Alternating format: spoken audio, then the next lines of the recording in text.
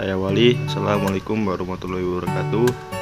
Perkenalkan, nama saya Denny Wahyudi Putra, NPM 224111057, kelas manajemen 22A. Baiklah, di materi kali ini saya akan membahas tentang analisis rasio keuangan. Analisis rasio keuangan. Analisis rasio keuangan merupakan usaha yang dibuat untuk mengukur keadaan keuangan dalam perusahaan atau bisnis. Cara menganalisis rasio keuangan yaitu dengan memanfaatkan data dari laporan keuangan untuk membuat perbandingan. Di bidang akuntansi, analisis rasio keuangan biasanya dilakukan di akhir periode suatu perusahaan dalam 1 tahun. Analisis rasio keuangan ini umumnya dimanfaatkan untuk menentukan strategi pada rencanaan perusahaan atau bisnis di masa mendatang. Selain itu, kebutuhan internal analisis rasio keuangan juga dapat dimanfaatkan sebagai cara dalam menunjukkan performa suatu perusahaan atau bisnis pada investor. Melalui analisis tersebut, harapan akan terlihat potensi kelayakan dalam mendapatkan investasi atau dana. Selanjutnya, manfaat rasio keuangan. Yang pertama yaitu mengukur kinerja keuangan. Kemampuan membayar, membandingkan kinerja perusahaan dengan kompetitor. Sebagian bahan evaluasi dan pengambil keputusan. Membantu memprediksi kinerja di masa depan. Dan yang terakhir, menjembatani komunikasi perusahaan dengan para pemangku kepentingan. Selanjutnya yaitu fungsi analisis rasio keuangan. Yang pertama, untuk mengetahui posisi keuangan perusahaan dalam satu periode tertentu, baik harta, kewajiban, modal maupun hasil usaha yang telah dicapai untuk beberapa periode. Yang kedua, untuk mengetahui kelemahan-kelemahan apa saja yang menjadi kekurangan perusahaan. Yang ketiga, untuk mengetahui langkah-langkah apa saja perlu dilakukan oleh perusahaan ke depannya yang berkaitan dengan posisi keuangan saat ini.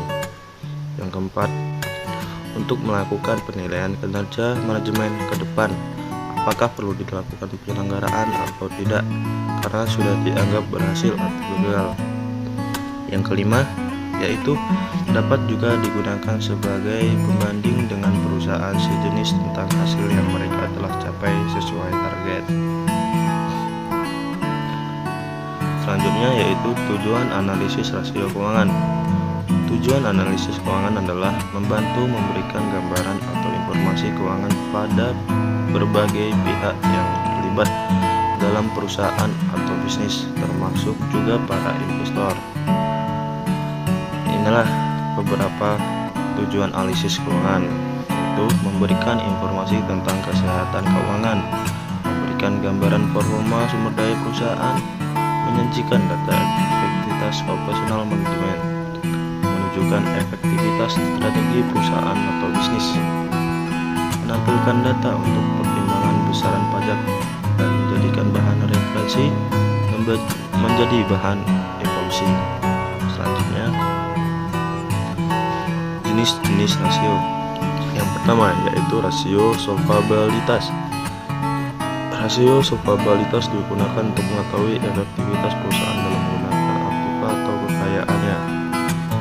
Yang kedua yaitu rasio likuiditas, adalah jenis perhitungan yang digunakan untuk melihat kemampuan likuiditas suatu perusahaan. Yang ketiga yaitu rasio profitabilitas. Rasio profitabilitas merupakan perbandingan untuk mengetahui kemampuan perusahaan dalam mendapatkan laba atau profit dari pendapatan, earning terkait penjualan, aset, dan likuiditas atas dasar pengukuran tertentu. Rasio profitabilitas ini diperlukan untuk melakukan pencatatan transaksi keuangan. Selanjutnya yaitu rasio efisiensi. Ini mengukur seberapa efisiensi perusahaan dalam menggunakan sumber daya untuk menghasilkan pendapatan. Contohnya, rasio efisiensi meliputi rasio perputaran persediaan dan perputaran aset. Yang terakhir yaitu rasio pasar. Rasio ini mencerminkan evolusi pasar. Terdapat nilai perusahaan. Pasar melibatkan perbandingan antara harga saham dan harga pendapatan per saham atau ekuitas per saham. Selanjutnya, analisis time series and forecasting. Cara menganalisis rasio keuangan menggunakan metode ini yaitu membandingkan data keuangan pada periode tertentu. Perbandingan digunakan sebagai bahan proyeksi atau perkiraan kondisi keuangan suatu perusahaan di masa yang akan datang. Analisis time series dan forecasting memiliki beberapa poin yang harus diperhatikan karena pengaruhnya terhadap perubahan struktur keuangan. Poin-poin tersebut diantaranya adalah peraturan pemerintah, perubahan kompetisi, akuisisi, dan perubahan teknologi. Adapun beberapa langkah yang harus dipahami tentang cara menganalisis rasio keuangan dengan metode analisis time series forecasting sebagai berikut, yaitu menentukan tahun dasar, menghitung angka indeks tahun lainnya, memperkirakan arah dan kecenderungan historis pos laporan keuangan, dan menyimpulkan hasil analisis. Selanjutnya yaitu analisis common sense. Cara menganalisis rasio keuangan menggunakan metode analisis common sense adalah membandingkan perubahan antara berbagai pos dengan jumlah aktiva, pasiva, dan penjualan. Hasil perbandingan analisis ini disajikan dalam bentuk presentase untuk setiap komponen dalam laporan keuangan, baik neraca maupun laba rugi. Cara menganalisis rasio keuangan dengan metode ini memungkinkan suatu perusahaan memperoleh informasi tentang relativitas aktiva lancar terhadap aktiva tetap, komposisi investasi, dan relativitas utang perusahaan terhadap modal struktur. Analisis common sense dapat digunakan perusahaan untuk berbagai penilaian, baik dalam membandingkan laporan keuangan periode sebelumnya dengan saat ini, maupun membandingkan kompetitor dan perusahaannya sendiri. Selanjutnya, contoh analisis rasio keuangan. Analisis rasio keuangan dapat diterapkan sesuai jenis dan tujuan yang diinginkan oleh perusahaan, bisnis, atau pihak lainnya. Contoh analisis keuangan secara sederhana, misalnya perhitungan margin laba bersih dari perusahaan X selama tanggal 21 sampai 24 Desember pada laporan keuangan. Setelah memotong pajak pada laba bersih lalu membaginya dengan penjualan, ditemukan hasil sebagai berikut. Pada 22 Desember yaitu 29,55%.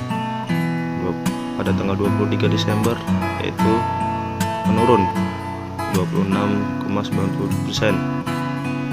Dan pada tanggal 24 Desember yaitu hanya 19,10%. Dari data tersebut dapat disimpulkan bahwa kecenderungan margin laba bersih yang dimiliki oleh perusahaan X adalah semakin menurun. Jika ingin melihat bagaimana performa sumber daya perusahaannya, berarti belum dapat dikategorikan maksimal. Nah, itu penjelasan mengenai bagaimana cara menganalisis rasio keuangan dengan tepat untuk perusahaan dan contohnya. Kesimpulan, analisis rasio keuangan adalah upaya yang dilakukan untuk mengukur keadaan keuangan dalam perusahaan atau bisnis. Cara menganalisis rasio keuangan yaitu dengan memanfaatkan data dari laporan keuangan untuk membuat perbandingan perusahaan juga terhadap perkembangan usahanya. Baiklah, itu saja yang dapat saya sampaikan dalam materi tersebut. Saya ucapkan terima kasih. Saya akhiri. Wassalamualaikum warahmatullahi wabarakatuh.